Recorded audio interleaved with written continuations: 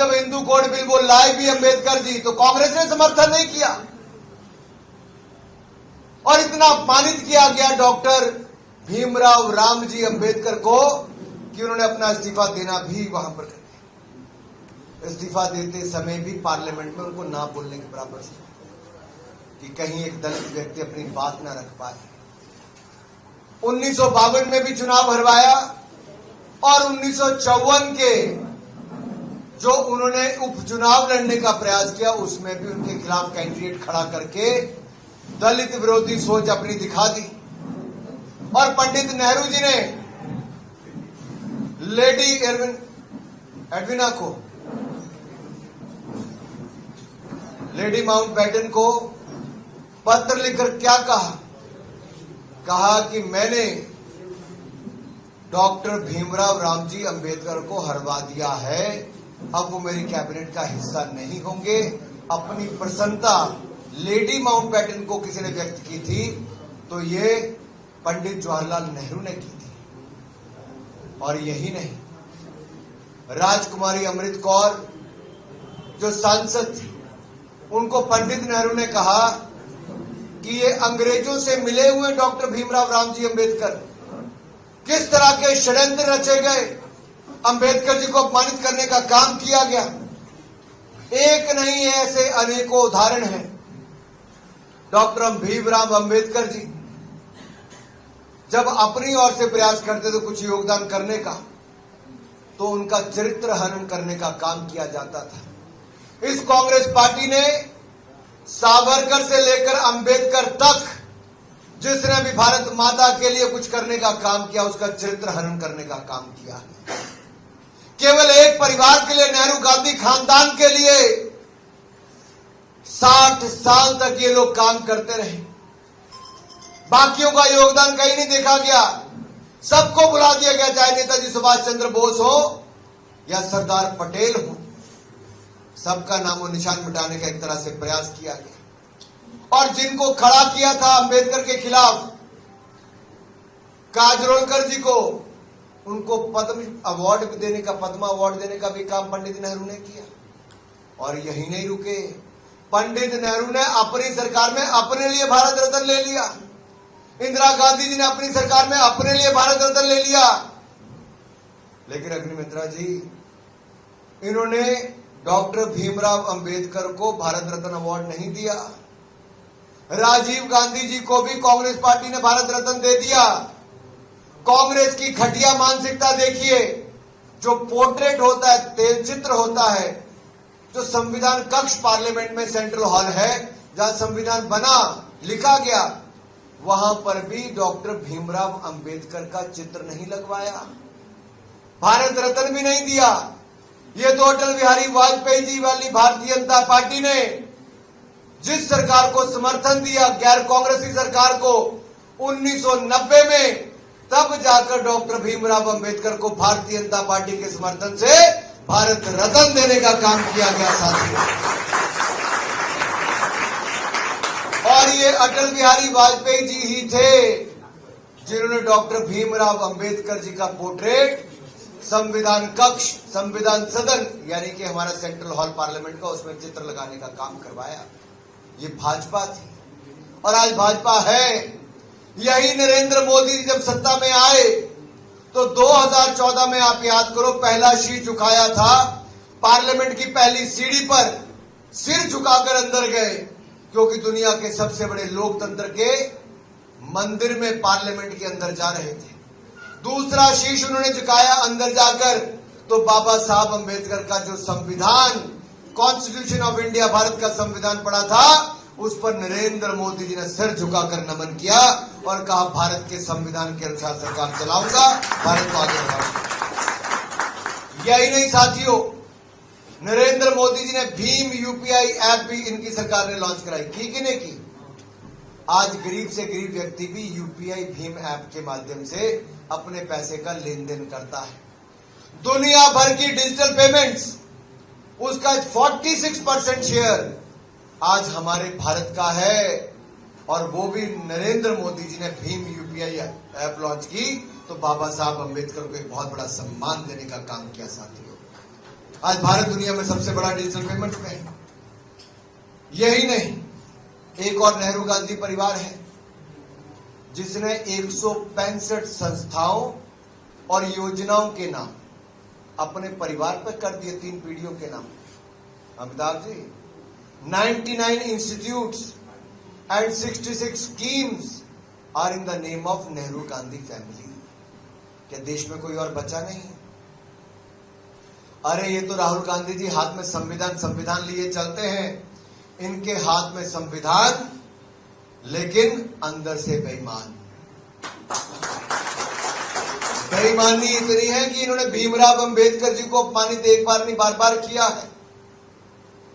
आप कल्पना कीजिए, अनुसूचित जाति जनजाति SC एंड ST का कोटा जो था रिजर्वेशन का, अलीगढ़ मुस्लिम यूनिवर्सिटी का 1981 में 1981 में खत्म कर दिया और 2011 में जामिया मिलिया इस्लामिया का भी खत्म कर दिया। SC ST का कोटा क्यों छीना भाई? यही नहीं, इन्होंने SC ST OBC का कोटा 4.5% छीनकर मुसलमानों को दे दिया है। धर्म के आधार पर आरक्षण हिंदुस्तान में नहीं हो सकता। यह बाबा साहब अम्बेडकर के संविधान का अपमान है और किसी ने किया है तो कांग्रेस पार्टी ने किया है। मेरे साथियों, एक बार नहीं अनेक बार इन्होंने बाबा साहब अम्बेडकर के संविधान की धज्जियां उड़ाने का काम किया। सबसे पहली बार धज्जियां उड़ाई तो पंडित जवाहरलाल नेहरू ने, अभी संविधान बने साल हुआ था, उसके अंदर ही उड़ा दी। और सबसे पहला संशोधन, सबसे पहला अमेंडमेंट लेकर आए तो फ्रीडम ऑफ स्पीच, अभिव्यक्ति की आजादी को कुचलने का काम किया। जो मीडिया की आवाज को कुचलने का काम ये पंडित जवाहरलाल नेहरू की सरकार ने किया था। पहला संशोधन वो लेकर आए थे। ये तो कोर्ट के माध्यम से लताड़ लगी तब जाके सुधार हुआ। और जब इंदिरा गांधी जी का समय आया, नेहरू जी की बेटी का, तो पूरे देश को काला अध्याय, ब्लैक डे, ब्लैक टाइम अगर उस समय देखा जाए तो हमारे इतिहास का सबसे काला अध्याय वही है। देश के बड़े बड़े संस्थान जेलें बन गई थी। देश के विपक्ष के नेता अनुपम जी, विपक्ष के नेताओं को जेल में डाल दिया गया था। नसबंदी कर दी जाती थी, मीडिया वालों को जेल में डाल दिया गया था। और ये जो लाल पुस्तक लेके राहुल गांधी हिलाते हैं ना, ऐसे लाल लाल पुस्तक, मैंने पूछा था पार्लियामेंट में, कितने पन्ने हैं राहुल जी? विपक्ष का कोई नेता नहीं बता पाया कितने पन्ने हैं। लेकिन जब संविधान की चर्चा हुई तो राहुल जी बड़ी बड़ी बातें संविधान पे कर रहे थे, अंबेडकर जी की फोटो लेके चले थे। तो मैं फिर खड़ा हो गया राहुल जी के भाषण के बाद। मैंने कहा, राहुल जी जो किताब लाल लेके घूमते हो कभी खोल के पढ़ी है? इसका प्रीफेस एंड फॉरवर्ड प्रस्तावना जिसने लिखी है, वेणुगोपाल जी सुप्रीम कोर्ट के वरिष्ठ वकील हैं, गोपाल शंकर नारायण जी सुप्रीम कोर्ट के वरिष्ठ वकील हैं। एक ने प्रीफेस, एक ने फॉरवर्ड लिखा है। और अग्निमित्रा जी, उन्होंने उसमें क्या लिखा है? उसमें लिखा है कि अगर संविधान पे नेहरू जी की सोच रही होती तो पूरा बेड़ा गर्क हो गया होता। ये तो भला हुआ कि अंबेडकर जी, सरदार पटेल जैसे बुद्धिमान लोग थे और नेहरूवियन सोच का इस पर कोई असर नहीं था, तब जाके भारत को एक अच्छा संविधान मिला है। ये प्रीफेस पे लिखा है। और राहुल गांधी ने कभी उसका प्रस्तावना नहीं पढ़ी। उसके आगे क्या लिखा है? उसके आगे लिखा है कि कांग्रेस की सरकार में लॉ मिनिस्टर जजेस को धमकाते थे और जजेस को धमकाने का काम कांग्रेस की सरकार में, नेहरू जी की सरकार में किया जाता था और कहते थे कि सुधर जाओ, लाइन पे आ जाओ, नहीं तो इसका अंजाम अच्छा नहीं होगा। ये उसी प्रस्तावना में लिखा है जो राहुल गांधी किताब लेकर चलते हैं। और उसके अगले फॉरवर्ड में क्या लिखा है? उसमें लिखा है द ब्लैक डे, अगर हिस्ट्री में है तो इमरजेंसी का समय है। और लिखा है कि उस काले अध्याय से बाहर निकलने का कोई सूर्य की किरण कोई थी, कोई होप कोई थी, तो होप थी बाबा साहब अम्बेडकर का संविधान जो डॉक्टर भीमराव अम्बेडकर ने किया। और दुख की बात यह है कि राहुल गांधी ने कभी उस किताब को पढ़ा ही नहीं। अब तो प्रियंका जी भी आगे, वो भी लगी ढूंढने कहां है। सबने, कांग्रेसियों ने वो पकड़ा, विपक्ष के लोगों ने वो कॉपी पकड़ी, फिर ढूंढ रहे थे कहां लिखा है। और उसके बाद आज तक कभी नहीं बोले। आजकल अमेरिका गए हैं, वहां जाकर भी भारत के बारे में गलत अनाप शनाप बोलते हैं। जिनके परिवार और पार्टी ने भारत के संविधान की धज्जियां उड़ाई, इमरजेंसी लगाई, 60 साल राज किया, सारी संस्थाओं और स्कीम्स के ऊपर अपने परिवार के नाम थोप दिए, आज वो देश से बाहर जाकर भारत के इलेक्शन कमीशन को, भारत की ईवीएम के सिस्टम को, भारत के जुडिशियल सिस्टम को और भारत के लोकतंत्र के ऊपर एक बड़ा प्रश्न चिन्ह खड़ा करते हैं, भारत को बदनाम करने का काम करते हैं। क्या आप सबको ये मंजूर है? नहीं। क्या आपको मंजूर है क्या? नहीं। अरे ऐसे लोग जिनके परिवार के 3-3 पीढ़ियों ने भारत रत्न ले लिया, लेकिन भारत को बदनाम करने के लिए एक ऐसा रत्न दिया है।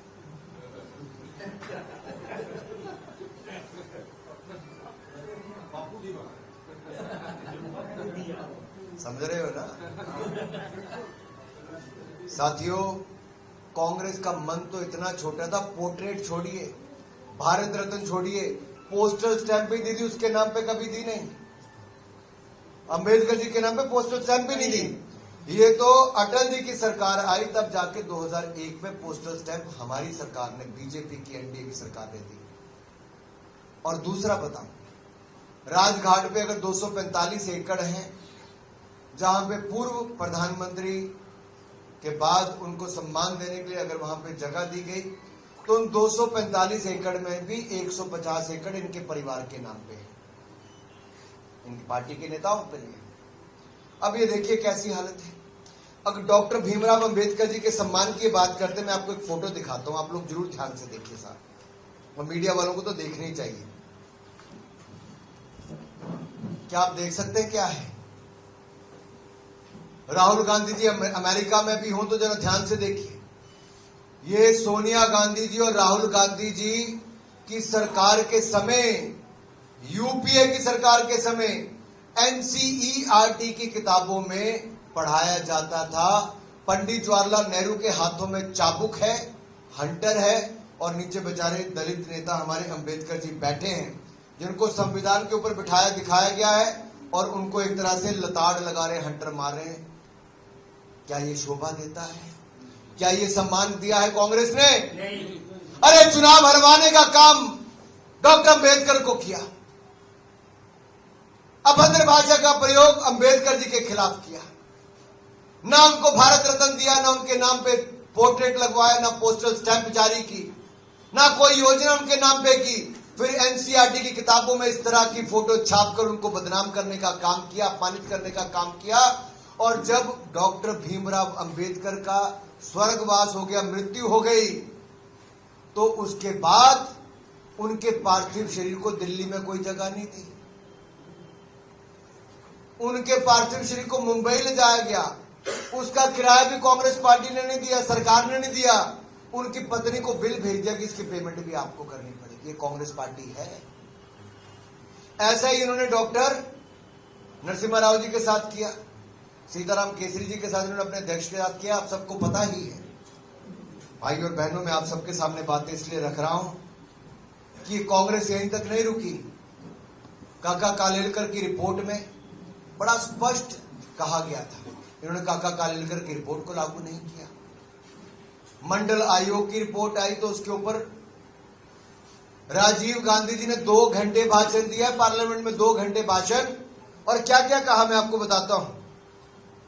राजीव गांधी जी ने कहा कि आरक्षण का से बुद्धुओं को बढ़ावा मिलेगा। किसको? बुद्धू को बढ़ावा मिलेगा। राजीव गांधी जी पिछड़ा वर्ग को बुद्धू मानते थे और इसीलिए पंडित जवाहरलाल नेहरू, इंदिरा गांधी जी और राजीव गांधी जी, कांग्रेस के सभी नेताओं ने, नेहरू गांधी परिवार के नेताओं ने